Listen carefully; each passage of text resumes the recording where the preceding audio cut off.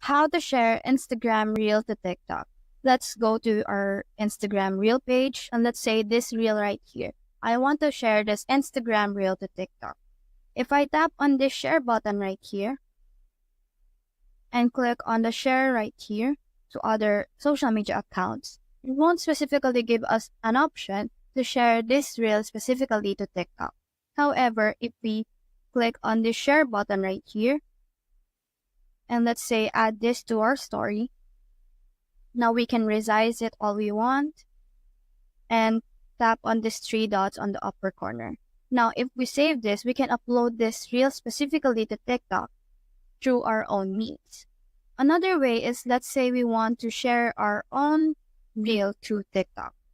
All we have to do is to go to our profile icon, tap on one of our reels, let's say right here. If I want to share this to TikTok, all I have to do is to tap on this share button right here